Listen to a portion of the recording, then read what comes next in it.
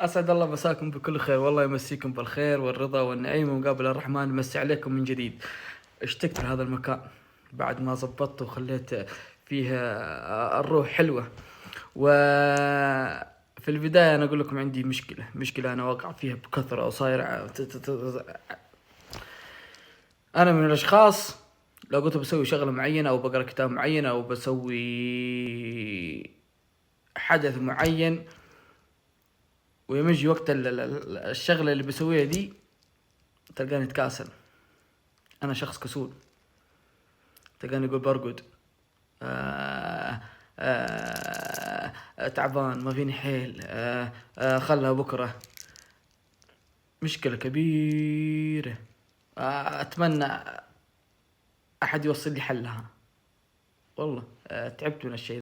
ما علينا من هذا كله، مشروبك المفضل، شاهيك الدافي، قهوتك المقطرة بكل حب، عصيرك البارد، وتعال نستمتع بشخصية تمتاز بالذكاء والدهاء والبعد الذهني والحلم. إذا فاضي استمتع في هذه السنابات، وإذا مشغول وقف السنابات بعدين نتفرج لها بعدين، وتعالوا نستمتع. اليوم راح نتكلم عن معاوية بن أبي سفيان. معاوية بن أبي سفيان الذي اتصف بالحليم، ونتكلم عن حلم معاوية بن أبي سفيان، ونتذكر سويا أن معاوية بن أبي سفيان هو المؤسس للدولة الأموية.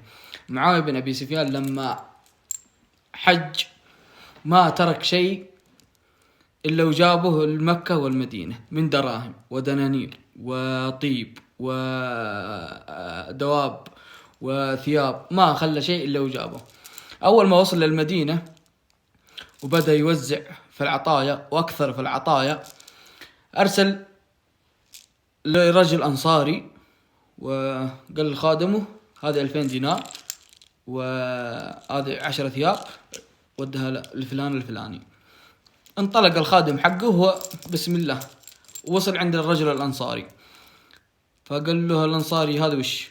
قال هذه عطية من معاوية بن أبي سفيان. فوصل الخادم معاوية بن أبي سفيان إلى الرجل الأنصاري، والرجل الأنصاري هذا كان من أهل بدر. فوصل وشاف العطايا فقال للخادم رجعها، أنا والله ماني ردي عشان أخذ العطية دي، رجعها. فرفض الخادم إنه يرجعها، قال أنا معلش أنا والله ما أقدر أرجعها. فالأنصاري هذا نادى ولد وقال له تعال اسمع، خذ الأغراض هذه ودها معاوية بن أبي سفيان، واسمع لو وصلت عنده اضربه كف على وجهه ولا تحسب له أي حساب. سمعت الكلام؟ أنا شوف أنا أخلك تعصيني، أنا أعطيتك الكلمة وسوي كل شيء بما أنا أقول لك. انتهى. شغل الولد سلف السيارة وعند معاوية بن أبي سفيان، وأول مقبل على معاوية بن أبي سفيان وأبي سفيان جالس كذا وشايفه جاي، فقاعد يطالع بمعاوية بن أبي سفيان يقول والله إنه الشر جاي. فكان جالس معاوية بن أبي سفيان وشايف الولد جاي، فيقول معاوية بن أبي سفيان والله إني أشوف الشر في عيونه، لكن الله يستر من هذا اليوم. فوصل الولد ولد الأنصاري قال له يا طويل العمر أبي يقرئك السلام ويقول لك العطية هذه خذها، ما أنا ماني ردي عشان تعطيني العطية دي. فقال إيش أبوك فلان فلان؟ قال هي. قال من اللي جاك طيب من الخدم؟ قال فلان. يا وجه الله، فلان؟ هي إيش حيلة من معاوية بن أبي سفيان عشان يتدارك الموضوع. فقال لا الخادم حقه اللي موجود عند تعال راح جيب لي 10,000 درهم و30 ثوب، وجيب له الخادم الفلان هذاك خليه يقعد عنده ويشتغل له يخدمه ليل ونهار. يا ولدي بالله كلم أبوك تعذر لي منه. فقال معاوية شوف خذ الفلوس هذه حقت أبوك وخذ الثياب وخذ الخادم هذا يخدمكم ويقف عليكم وتعذر لي من أبوك. أنا أرسلت الرجال هذا الخادم حقي الرجال ثاني فبالغلط جاك، فتعذر لي من أبوك تكفى الله بيض وجهك واعذرنا. فالولد خايف ومستحي أمير المؤمنين معاوية بن أبي سفيان، فقال له يا طويل العمر عندي شغلة بسيطة. قال وشي؟ قال أنا أبويا يوم قال لي رجع الأغراض هذه ورجعتها لك طلب مني شيء، وتعرف ما بعصي أبويا أعصي أبويا، ترضى علينا؟ ترضى أعصي أبويا؟ قال لا والله، لكن أبوك إيش يبغى؟ قال أمرني لا رجعت لك الأغراض أصفك كف على وجهك. فقال له معاوية بن أبي سفيان اسمع، أبوك ولا تعصيه، واللي تشوفه قدامك معاوية بن أبي سفيان تراه عمك.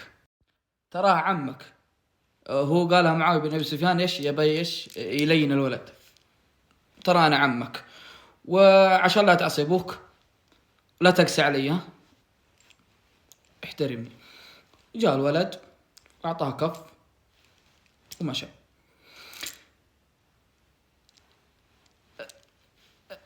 أنهى كل شيء، أنا ما عرفت أوصف، أنهى كل شيء. ادارك الموضوع.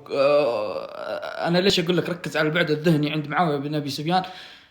ما يبغى أي مشكلة أو يبغى أي حاجة تضره. برضه من المواقف اللي حدثت لمعاوية بن أبي سفيان وقدر يتدارك فيها الموضوع، عبد الله بن الزبير بن العوام كانت له أرض. عبد الله بن الزبير بن العوام، عائشة رضي الله عنه خالته، أسماء بنت أبي بكر أمه، عن أي فخر تتحدث؟ يكفي أن عبد الله بن الزبير بن العوام مات دفاعا عن الكعبة، شخصية عظيمة، ونتكلم عن شخصيتين عظيمة أصلا. كان عبد الله بن الزبير بن العوام مزرعة قريبة من مزارع معاوية بن أبي سفيان، وكانوا الخدم حقين معاوية بن أبي سفيان ملكعين لك عليهم، يطبون المزرعة حقته، يبهذلونه يطفشونه، فارتفع ضغطه، الضغط مليار عنده. فأرسل معاوية بن أبي سفيان، معاوية اسمع العلم، خدمك وعبيدك اللي عند مزرعتي واللي مخليهم عند مزرعتي طفشوني، رفع ضغطي، فكلمهم يبعدون عن أرضي ويفارقوني من شر من أذاهم، ولا ورب الكعبة يا عبد الله لا يصير شيء ما عمره صار، يا عبد الله يا معاوية لا يصير شيء ما عمره صار. فبسرعة تدارك الموضوع عشان أنا لا أخربها، وتعرف العلوم اللي بيننا. وصلت الرسالة لمعاوية بن أبي سفيان، قراها وكان جنبه ولده يزيد بن معاوية، فقال وش تشوف يا ولدي؟ قال له أبويا تبغى شوري؟ قال له هات شورك. ارسل له جيش، أوله عنده وآخره عندنا ولا تحسب له حساب. طالع فيه معاوية بن أبي سفيان قال لا الخير عندي إن شاء الله، أنا راح أتصرف وما لك إلا إن شاء الله شيء يبيض وجهك. أعطيني ورقة وقلم. أعطاه ورقة وقلم وكتب من معاوية بن أبي سفيان إلى الزبير بن العوام: الأرض اللي من دمشق إلى المدينة حلال زلالك، والعبيد وخدمي اللي عند مزرعتك حلال زلال عليك. أهم شيء لا تزعل، وامسحها في وجهي وابشر باللي يرضيك، وموضوعك انتهى عندي. فقال معاوية بن أبي سفيان لعبد الله بن الزبير بن العوام: يشهد علي الله والمسلمين اللي موجودين عندي إني كتبت بالورقة والقلم إن الأرض اللي جنب أرضك، أرضي اللي جنب أرضك كتبتها لك وباسمك، والعبيد والخدم إنهم لك وتحت تصرفك. أنت وش تبغى؟ أبشر والله بس سعد، ولا طلبت لك كل رخيص. أهم شيء لا تزعل ونبر رضاك علينا. وصلت الرسالة الزبير بن العوام، عبد الله بن الزبير بن العوام، أنا آسف. بعد ما وصلت الرسالة لعبد الله بن الزبير بن العوام وقراها والتمست قلبه، فاض بالبكاء إلين ابتلت لحيته. فطلع الزبير بن العوام من المدينة إلى دمشق، وصل عند معاوية بن أبي سفيان فقبل رأسه وبدأ يمدح ويثني عليه ويقول أنا ما قد شفت شخص أحلم منك في قريش. وفي رواية تقول بعد ما خلص معاوية بن أبي سفيان، وفي رواية تقول بعد ما وصلت الرسالة من الزبير بن العوام بعد رسالة معاوية بن أبي سفيان بعد ما كتب له الأملاك والمزرعة كاملة له، التفت على ولده قال له: والله يا ولدي إنا لقوم لم نرى في الحلم إلا الخير.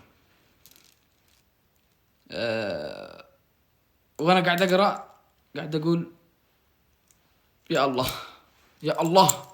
الحلم زين يا جماعة الخير، التمسكوا بالحلم. أنا إلى هنا أختم سناباتي، أتمنى وفقت في سرد هذه القصة الجميلة الممتعة. وأخيرا سبحانك الله وبحمدك، أشهد أن لا إله إلا أنت، أستغفرك وأتوب إليك. في أمان الله.